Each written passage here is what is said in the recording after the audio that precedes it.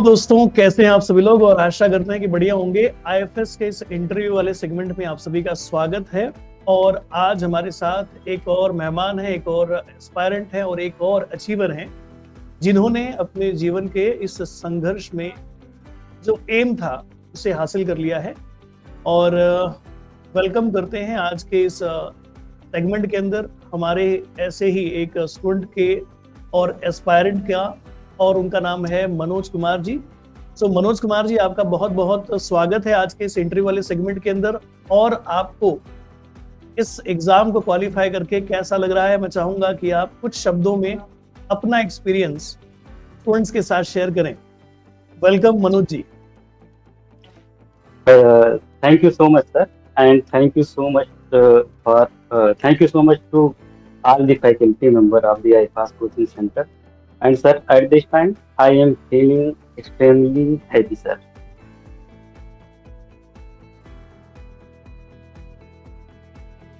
So, कैसा लगा जब आपका रिजल्ट आपने देखा कि आपका ऑल इंडिया रैंक 106 आ गया है? मैं चाहूंगा कि कुछ शब्दों में आप थोड़ा सा इस बात को शेयर करें। Sir,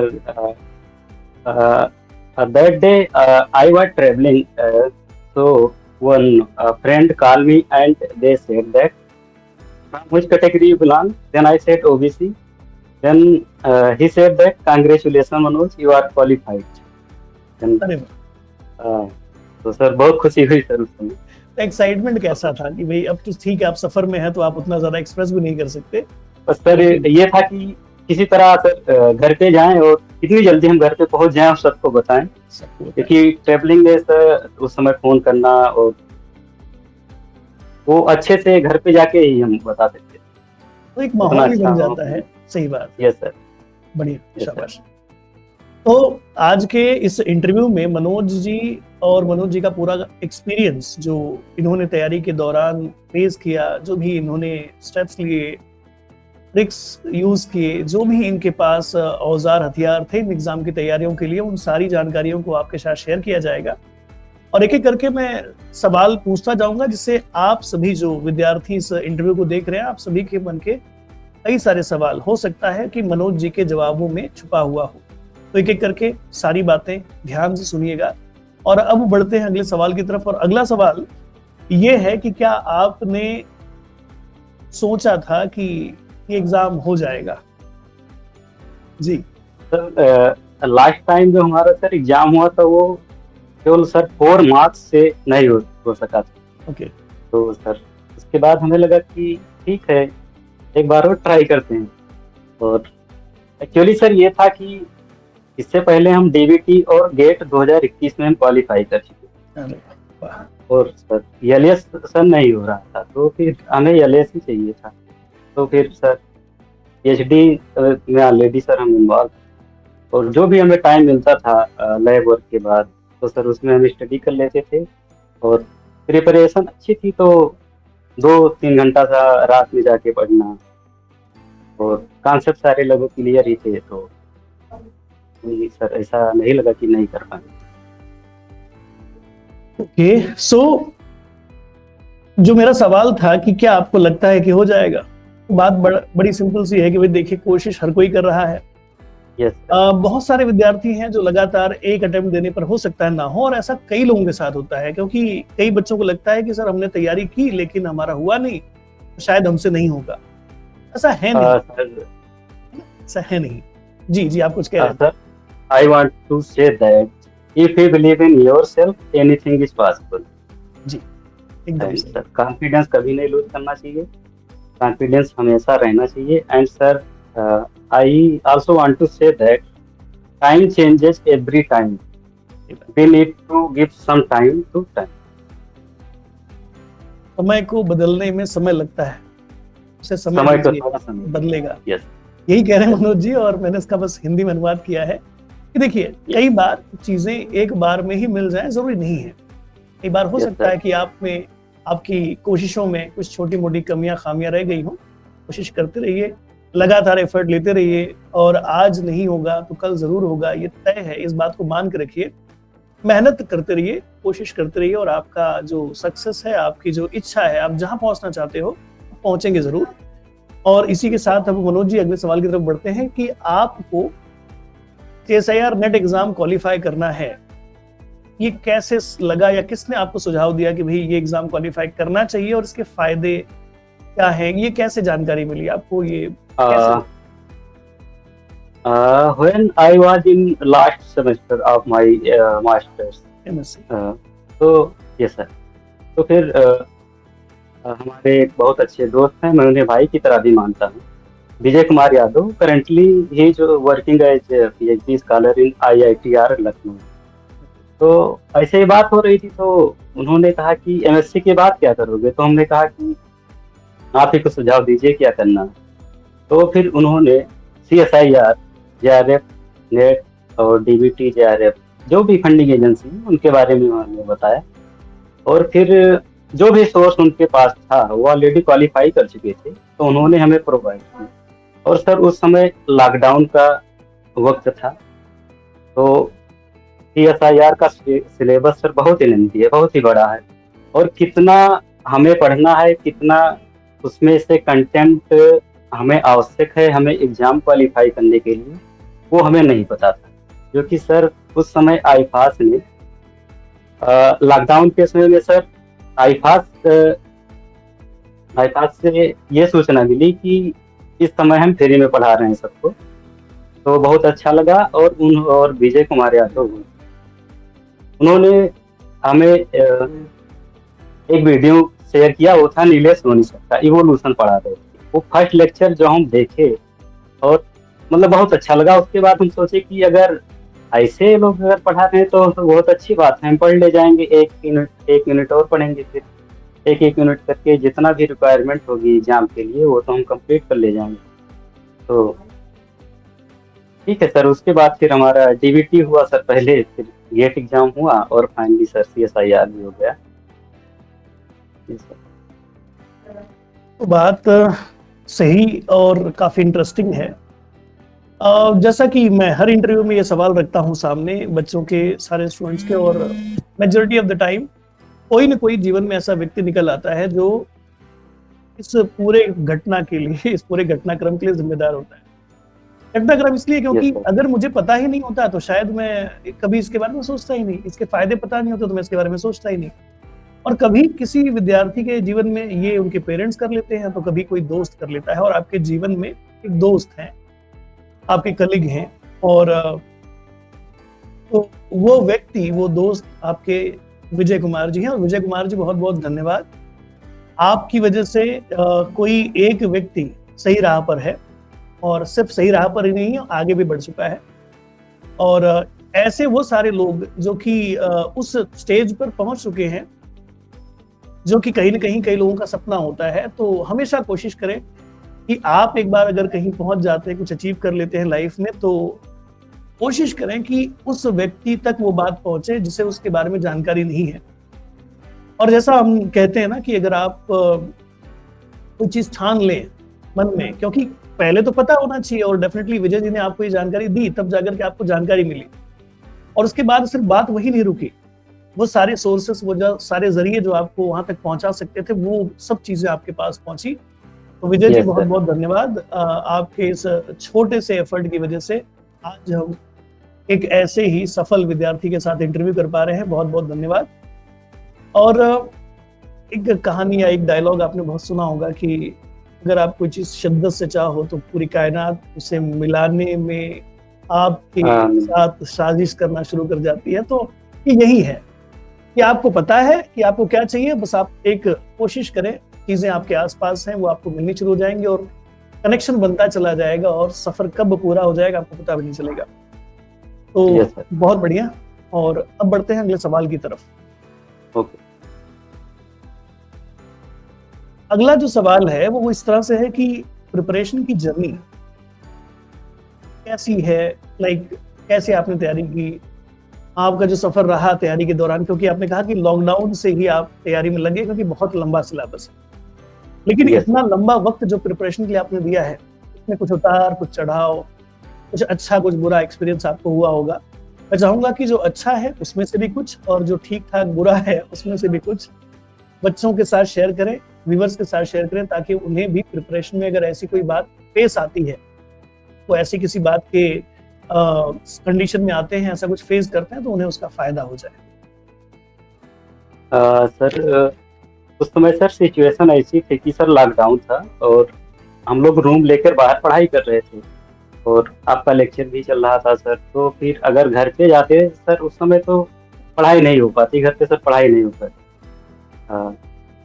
तो फिर उस कॉलोनी के जो ऑनर थे सर, उन्हें मैं अभी उनसे हमने बात किया और कहा कि लॉकडाउन है और हमें पढ़ाई भी करनी है। तो उन्होंने हमारा पूरा सपोर्ट किया और कहा कि आप तैयारी कीजिए और हम आपसे रूम रेंट नहीं लेंगे, अगर आपको ऐसा लग रहा है तो ठीक है, कोई बात नहीं। तो उन्होंने सपोर्ट किया, वो मैं भी उन्हें बहुत बहुत थैंक कहना चाहता हूँ, और सपोर्ट किया और आगे हमारा एग्जाम हुआ और हम उनसे फिर जाके मिले और उन्होंने भी बहुत बहुत खुश हुए वो भी। तो ऐसे सारे लोग जिन्होंने लॉकडाउन जैसी कंडीशंस में ऐसे कई सारे विद्यार्थियों को, ऐसे कई सारे लोगों को जो उस मुसीबत वाली सिचुएशन में मुसीबत में ही थे, उन्हें मदद की। मैं आपके रूम मालिक या जो भी आपके रेंट ओनर थे, उन्हें तो मैं नहीं जानता, लेकिन मैं चाहूंगा कि अगर वो इस वीडियो को देखें, इस इंटरव्यू को देखें, तो क्योंकि आपके सपोर्ट की वजह से आज एक ऐसी स्थिति है, एक ऐसा हैप्पीनेस वाली सिचुएशन है जिसको हम लोग सेलिब्रेट कर रहे हैं, आईएफएस सेलिब्रेट कर रहा है और साथ ही साथ मनोज जी भी सेलिब्रेट कर रहे हैं। उसके लिए बहुत बहुत धन्यवाद। और आपने जो अच्छा काम किया है डेफिनेटली ऊपर वाला देख रहा है, और उसके लिए बहुत बहुत बहुत बहुत धन्यवाद मेरी तरफ से भी और पूरी आईएफएस की टीम की तरफ से भी। और कोशिश करें कि ऐसे ही अच्छाई बनी रहे और उस अच्छाई की वजह से किसी एक का भी अगर फायदा हो, ये बहुत अच्छी बात होगी। आइए बढ़ते हैं अगले सवाल की तरफ। और तो अगला सवाल ये है कि आईएफएस की आपकी तैयारी में जो कंट्रीब्यूशन है, क्या आप किस तरह से देखते हैं कि हमने क्या किसी प्रकार से आपकी तैयारी में अगर किसी प्रकार कोई योगदान किया है, तो कैसा है? इनिशियली सर ऐसे ऑलरेडी हम थोड़ा बात हुई है इस पे कि हमें कुछ पता नहीं था सर कि सिलेबस इतना सारा है इसका, और एग्जाम में कैसे क्वेश्चन आते हैं और क्या क्या कंटेंट होना चाहिए जिससे एग्जाम क्वालिफाई हो जाए। और तो सर उस समय था मतलब, और तो अच्छे कंटेंट सर आ रहे थे क्या मतलब आ रहे हैं आईफास से।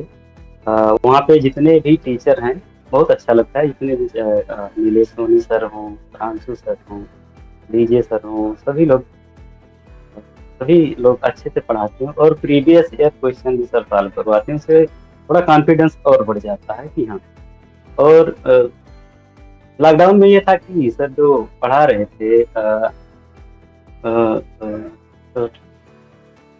डीजे सर, तो उन्होंने कहा कि लॉकडाउन में जो पढ़ाई कर रहा है उसकी मैं 110% गारंटी ले रहा हूँ, वो क्वालिफाई कर जाएगा एग्जाम।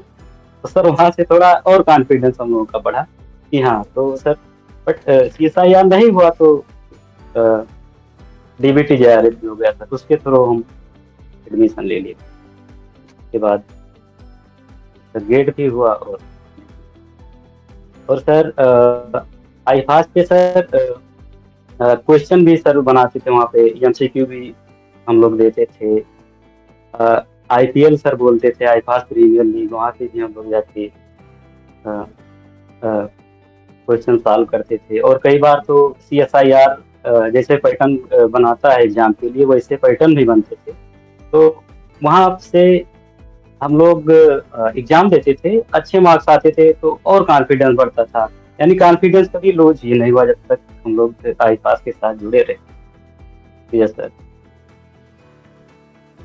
ये तो हमारी कोशिश हमेशा रहती है कि एटलीस्ट जिस तरीके से भी विद्यार्थी को, स्टूडेंट को फायदा हो सके, उस तरीके से उस तक पहुंचने की कोशिश करें। वो प्री प्लेटफॉर्म्स हो सकते हैं, वो पेड प्लेटफॉर्म्स हो सकते हैं, किसी भी प्रकार से। और हमेशा ही कोशिश यही है। और मुझे लगता है कि अगर हम किसी विद्यार्थी को सक्सेस देखना चाहते हैं, सक्सेसफुल देखना चाहते हैं तो ज़रूरी है।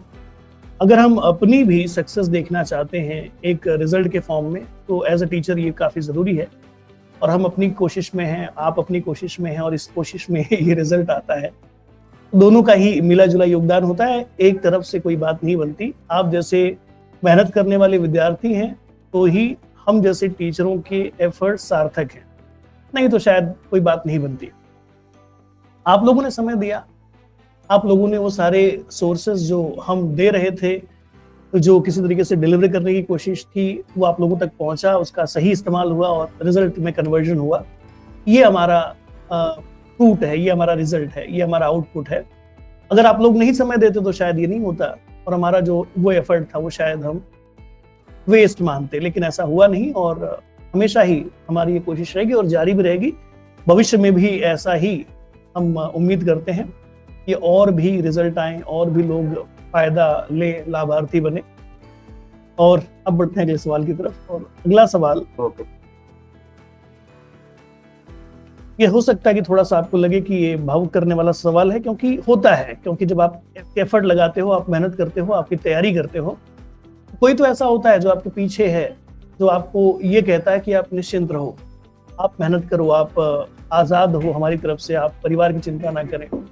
तो ऐसा आपके जीवन में कौन रहा जिसने आपको बहुत सपोर्ट किया प्रिपरेशंस के दौरान और आप अपनी सफलता को उन्हें देना चाहते हैं, उनको उसका श्रेय देना चाहते हैं, उन्हें डेडिकेट करना चाहते हैं? Yes, sir. First of all, I want to dedicate this success to Almighty God and family member को सर, और अभी विजय कुमार जो कि बहुत सपोर्ट किया और हमारे जो स्टडी के दौरान जहाँ रहते थे वो जो ऑनर हैं उन्होंने हमें बहुत सपोर्ट किया।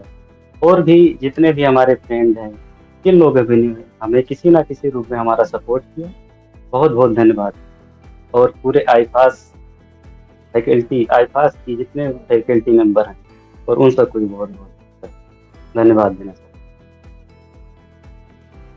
तो आपने तो किसी को छोड़ा ही नहीं, आपने तो सभी को इसमें जो है श्रेय दे दिया, क्रेडिट दे दिया। और ठीक है, कई बार होता है ना कि एक स्टूडेंट की लाइफ में कई लोग कई पड़ाव पर आते हैं, मिलते हैं और उसे उस लायक बना जाते हैं जो आज फिलहाल वो है। शायद ऐसे ही आपकी लाइफ में कई लोग हैं, विजय कुमार जी हैं, आपके डेफिनेटली पेरेंट्स हैं, आपके कई सारे दोस्त हैं और हम लोग भी हैं। Thank you for your dedication. आपने आपके जो जीत है उसमें हमें भी एक भागीदार माना है, thank you for that.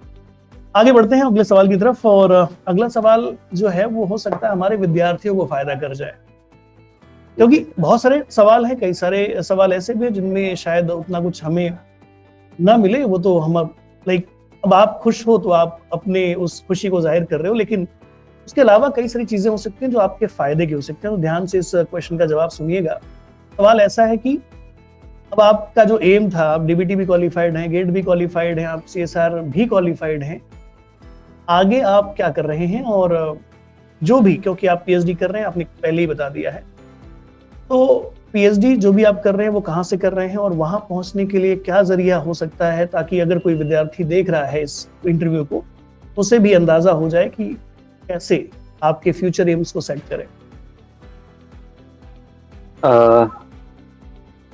Sir थोड़ा अगर हम कुछ बोले सर, और एडिट कर लेना बात में। एक्चुअली सर आप सर जब मैं इंटर पास किया उसके बाद जो विजय हम बता रहे हैं वो तो थोड़ा MLK PG कॉलेज जो है हमारे साइड, जो डिस्ट्रिक्ट बलरामपुर में ही पड़ता है, तो वहाँ वो स्टडी कर रहे थे। वो अच्छा कॉलेज था और हम लोग इंटर में थे। तो उसके बाद ये था कि चलो ऐसे ही किसी प्राइवेट कॉलेज में लिखवा लेना हम, और उसके बाद अपना घर पे रहेंगे और पास तो हो ही जाएंगे ग्रेजुएशन में। तो फिर हमारा भी मतलब यही था कि चलो ऐसे ही करते हैं। और पढ़ाई हमारा इंटरेस्ट था सर, लेकिन उस समय उतना सपोर्ट घर से नहीं मिल रहा था जितना होना चाहिए। उसके बाद विजय जब समर की जब छुट्टी हुई वो आए, हमसे मिले। उन्हें ऑलरेडी पता था कि मतलब पढ़ने लिखने में अच्छे हैं, तो उन्होंने हमें समझाया और वहाँ से हम इतना मोटिवेट हुए हम घर वाले से बोल दिए कि अगर आप हमें नहीं पढ़ा रहे हैं तो हम यहीं से पढ़ाई छोड़ देंगे, इंटर के बाद हमें नहीं पढ़ना। तो इंटर के बाद ग्रेजुएशन में गए, मेहनत की अच्छे से, अच्छा रिजल्ट आया। उसके बाद सर वहाँ से हम एमएससी के लिए एग्जाम, एमएससी एंट्रेंस एग्जाम के लिए हम वहाँ से तैयारी भी किए, सेल्फ स्टडी किए। और हमारा यहाँ पे Baba Saheb Bhimrao Ambedkar university, central university है ये लखनऊ में, यहाँ पे हम क्वालिफाई कर गए और यहाँ से हमारी एमएससी कंप्लीट हुई। उसके बाद सर आपका लेक्चर मिला आईफास से। उसके बाद अब ये था सर हमारा उसी समय ये एम हुआ कि CSIR नेट, DBT JRF और गेट, ये एग्जाम हमारे रेंज में है, हमें तीनों एग्जाम क्वालिफाई करना है। उस समय सर ऐसा भी था, कुछ अप्स एंड डाउन, बहुत सारे उतार चढ़ाव आए उस समय ड्यूरिंग प्रिपरेशन एक साल में। लेकिन घर वालों ने सर इतना सपोर्ट किया, इतना सपोर्ट किया, उन्होंने कहा कि आप केवल अपनी स्टडी पर अपने ध्यान दीजिए, जो कुछ भी हो रहा है वो हम उसके लिए हम। और सर मैं अपने परिवार को सर इसे क्या बोलते हैं, सब कुछ न्यौछावर कर देना चाहता हूँ, जितना भी मैं अचीव करूँ अपनी पूरी लाइफ में, इतना उन्होंने सपोर्ट किया। ऐसी ऐसी कंडीशन आई सर कि हम पीछे भी जा सकते थे इतना पढ़ाई करने के बाद, लेकिन उन्होंने कभी भी डिमोटिवेट हमें नहीं होने दिया। बोले कि अ, आप स्टडी पर ध्यान दिए, जो कुछ भी हो रहा है हम लोग हैं उसके लिए। और उसके बाद सर DBT JRF एग्जाम हुआ सर। उस समय तो सबसे ज़्यादा खुशी हुई, फर्स्ट एग्जाम था उसमें। उसके बाद इंटरव्यू के लिए सर अप्लाई किए। अ, अ, उसके बाद इंटरव्यू हुआ और इंटरव्यू अच्छे से हुआ। उसके बाद इस समय मैं यहाँ लखनऊ में CSIR की एक लैब है, central institute of medicinal and aromatic plants, and which is affiliated with JNU Delhi. तो सर वहाँ से मैं अ, अभी PhD कर रहा हूँ। और सर कुछ लोग ये भी सोचते होंगे सर कि PhD ही करना है तो फिर हमें इतना एग्जाम क्यों क्वालिफाई करें, उसके थ्रू क्यों जाएं। इसका मेन बेनिफिट ये है कि अगर हम JRF एग्जाम क्वालिफाई कर लेते हैं, चाहे वो DBT के थ्रू हो या CSIR के थ्रू हो या ICMR के थ्रू हो, उससे हमें फेलोशिप तो मिलती ही है। उसके अलावा हम एक अच्छी लैब में पहुंच जाते हैं जहाँ से हमें बहुत कुछ सीखने को मिलता है। अच्छे से सीखेंगे हम तो जो भी अ, हमारे जो भी जूनियर जूनियर होंगे उनको भी अच्छे से हम बता सकते हैं अच्छी चीज़ों के बारे में। और अच्छी पढ़ाई करने के अलावा हम इसके बाद में हम गवर्नमेंट जॉब के लिए भी जा सकते हैं। अगर अच्छी जगह से हमारी PhD है तो स्कोप तो अलग अलग रहता ही है, सब सारी लैब का डिपेंड करता है कि इंस्टीट्यूट से आप कर रहे हैं या फिर यूनिवर्सिटी से कर रहे हैं। तो उससे उसके लिए असिस्टेंट प्रोफेसर के लिए भी हेल्पफुल होता है। PhD के बाद शायद 10% की छूट भी मिलती है एग्जाम के लिए। तो मैं यही जो भी ये सुन रहा होगा, मैं यही कहना चाह रहा हूँ सबको कि मैं भी रूरल एरिया से बिलोंग कर रहा हूँ, बहराइच के एक छोटे से गांव से।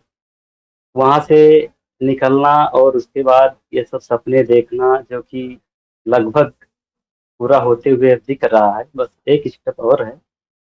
तो कोई भी डिमोटिवेट ना हो, कंसिस्टेंसी होनी चाहिए। कोई ज़रूरी नहीं है कि हमें 12 घंटा पढ़ना है, 14 घंटा पढ़ना है। हम 6 घंटे 8 घंटे में भी पढ़ के आराम से क्वालिफाई कर सकते हैं। और अगर कभी भी ऐसा लग रहा है कि पढ़ाई में मन नहीं लग रहा है तो फिर ठीक है, कुछ और देख लेते हैं अपने एंजॉय के लिए, क्रिकेट खेल लें या कुछ भी घूम टहल लें कहीं भी। लेकिन जितने समय भी हम पढ़ाई करें उस समय अच्छे मन से, और कभी भी डिमोटिवेट ना हो। एक बार क्वालिफाई नहीं हो रहा है तो अगेन अगेन वो ट्राई करें, नहीं हो रहा है फिर अगेन वो ट्राई करें। और ऐसा भी एग्जाम नहीं है कि क्वालिफाई ही नहीं होगा, होगा। बस थोड़ा धैर्य रखिए, कंसिस्टेंसी के साथ पढ़ाई कीजिए और अपने आप पे विश्वास रखिए। कोई भी कुछ भी कह रहा हो उससे हमें मतलब नहीं है, हमें अपने आप पे विश्वास होना चाहिए सर। जैसे ऑलरेडी हमने कहा कि if you believe in your self anything is possible. तो सर ये हमेशा सभी के ध्यान में होना चाहिए। यस। सो बहुत बहुत धन्यवाद इतना डिटेल में सारी बातों को रखने के लिए, क्योंकि मेजोरिटी जो क्राउड होता है, जो तैयारी कर रहा होता है, कई सारे बच्चे ऐसे होते हैं जिनको लगता है कि हम शायद इतनी ज़्यादा बेहतर स्थिति से नहीं है कि हम ऐसे एग्ज़ाम्स के बारे में सोचें और तैयारी कर सकें। परिवार का प्रेशर, परिवार की चिंता, कई बार लगता है कि नहीं हम जल्दी से कमाना शुरू कर दें तो शायद घर अच्छा हो जाए या परिवार को सपोर्ट हो जाए, ये सारी चीज़ें होती हैं जीवन में। लेकिन जैसा आप कह रहे हैं कि ठीक है, परिवार की मुसीबतें, परिवार की जो भी सिचुएशंस हैं वो एक तरफ हैं, लेकिन अगर आप कोशिश करते हैं, अगर आप मेहनत करते हैं और अपनी स्थिति को बेहतर बनाने के लिए जो भी ज़रूरी है वो करते हैं, तो शायद आप जल्दी से कमा करके परिवार को जो सपोर्ट करते हैं उससे बेहतर नहीं हो, उससे बेहतर आप जो कर रहे हो, डेफिनिटली इसका असर अब जो जनरेशंस में दिखेगा, आने वाली जनरेशंस पर दिखेगा, वो डेफिनिटली कुछ अलग होगा। वो सारे बच्चे जो कई बार इस तरह की स्थिति में फँसते हैं, याद रखें अगर आप अभी आपके पास समय है, अगर आप इस समय का सही इस्तेमाल कर लोगे, अपनी क्वालिफ़िकेशंस बढ़ा लोगे, अपनी लेवल को इम्प्रूव कर लोगे, तो सब कुछ इम्प्रूव हो जाएगा, उसके बाद आपकी जनरेशन सुधर जाएँगी। लेकिन अगर आप किसी वजह से ये सोचते हैं कि नहीं ठीक है, नेट नहीं करना है या एमएससी नहीं करनी है, हम परिवार को सपोर्ट करने में लग जाते हैं, तो शायद आप बहुत ज़्यादा सपोर्ट नहीं कर पाएँगे। और ये बहुत कॉमन बात है क्योंकि मैंने खुद देखा है, मैंने खुद ये चीज़ें फेस की हैं। तो ये डायलेमा दिमाग में रहता ही है कि क्या करें? पहले परिवार को सहारे की ज़रूरत है तो सहारा दे दें या फिर अपनी पढ़ाई पर ध्यान दें। तो मैं कहूँगा कि पढ़ाई पर ध्यान दें और 1 साल अगर देने से सब कुछ बदल सकता है, तो अपने जीवन को वो 1 साल दे दें। क्योंकि उसके बाद जो बदलेगा, वो बहुत बड़ा चेंज होगा और ये जो चेंज है ना, ये शायद आप पहली जो शुरुआत कर देते, कुछ इनकम आना शुरू हो जाता और जो इनकम से सपोर्ट होता, उससे काफ़ी बड़ा होता है। ठीक है? बहुत ज़रूरी है, आप अपने आप को बेहतर बनाते रहें, अपने आप को इम्प्रूव करते रहें। बेहतर जगह पहुँचे जहाँ से आपका क्वालिटी, आपकी जो वैल्यूज़ है ना, वो बढ़ जाएँ। ना कि ऐसे छोटी-मोटी तकलीफ़ें, ऐसी छोटी-मोटी बातें, ऐसे छोटे-मोटे जो सिचुएशंस हैं लाइफ़ के, उनसे डर करके जल्दी से हार मान लें, ऐसा नहीं करना है। कोशिश हमेशा करती रहनी है और अगर आपकी वैल्यू ज़्यादा होगी ना, तो फिर आपकी जो लाइफ़स्टाइल है, लाइफ़ वैल्यू है, वो भी काफ़ी बेहतर हो जाएगी और बस इसी उम्मीद में मेहनत करते रहें, कोशिश करते रहें। सारे लोग से मैं कहूँगा। आपने बीच में एक छोटी-सी बात कही थी कि अ, जब आप पढ़ने का मन ना करे तो खेलने निकल जाएँ, है ना? Yes sir. आप किसी और साधन का इस्तेमाल कर लें। तो मैं ये इसी वाले सेगमेंट से एक सवाल आपसे पूछ रहा हूँ कि लॉकडाउन था और लॉकडाउन के दौरान सिर्फ़ पढ़ने का ही ज़रिया नहीं और भी कई सारी चीज़ें थी। इंस्टाग्राम है, फ़ेसबुक है, व्हाट्सऐप है और भी पता नहीं कितने सारे ऐप आते हैं। कोई विद्यार्थी कैसे इन सभी डिस्ट्रैक्शन से बचे और पढ़ाई पर फ़ोकस रखे? ये कैसे संभव है? हाँ सर। सर हमारे हिसाब से तो डिस्ट्रैक्शन करने वाली तो कोई चीज़ है ही नहीं। अगर हम उसे कोई भी चीज़ हो, जितनी भी रिक्वायरमेंट हो, उतना हमें यूज़ करना चाहिए। अगर हम फेसबुक चला रहे हैं तो ज़रूरी नहीं है कि हम घंटा 2 घंटा चलाएँ। हमें एन्जॉय करना है, 10-5 मिनट चलानी है, उसके बाद हमें पढ़ाई करनी चाहिए। लॉकडाउन के समय ऐसा था सर कि हम लोग क्रिकेट भी खेलते थे और क्रिकेट तो हमारा फ़ेवरेट है ही। उसके अलावा स्टडी और क्रिकेट। उसके बाद सर फेसबुक पे सर है कोई वीडियो जो हमें अच्छा लग रहा है, यूट्यूब है, हमें वहाँ से अगर कोई पॉजिटिव थिंकिंग आ रही है, तो भी हम तभी हम वो चीज़ यूज़ करते हैं। अगर उससे नेगेटिव थिंकिंग आ रही है या फिर हमारी स्टडी में उसके थ्रू कुछ दिक्कत आ रही है, तो वो चीज़ें हम यूज़ नहीं करते। यूट्यूब है, फेसबुक है, व्हाट्सएप है, सारी चीज़ें एसेंशियल है हमारी लाइफ के लिए, सारी चीज़ें नेसेसरी होती हैं। लेकिन हमें उसे कितना यूज़ करना है, उस पे भी ध्यान देना चाहिए। हमें उतना ही यूज़ करना चाहिए जिससे हमारी स्टडी पर उसका कोई इफ़ेक्ट ना हो और दोनों नेगेटिव इफ़ेक्ट भी है, पॉजिटिव इफ़ेक्ट भी है। तो जिससे पॉजिटिव इफ़ेक्ट आ रहा है अगर उसके थ्रू, तो कोई ज़रूरी नहीं है कि हम हाँ, हमें यूज़ करना चाहिए, बट जितना रिक्वायरमेंट से पढ़ाई स्टडी पे कोई दिक्कत नहीं पड़े। तो हम भी यूज़ किए हैं और ठीक है सर, यूज़ करना भी चाहिए लेकिन ज़्यादा नहीं, जितना रिक्वायरमेंट। तो भाई आप मॉडर्न इरा में हैं, आप टेक्नोलॉजी के इरा में हैं और आप जाहिर सी बात है इनसे बच तो नहीं सकते, लेकिन ये ज़रूर हो सकता है कि आप सही इस्तेमाल करें और ऐसा इस्तेमाल करें जिससे आपकी बाकी की जो लाइफ के एम्स हैं, गोल्स हैं, उनके ऊपर असर ना पड़े।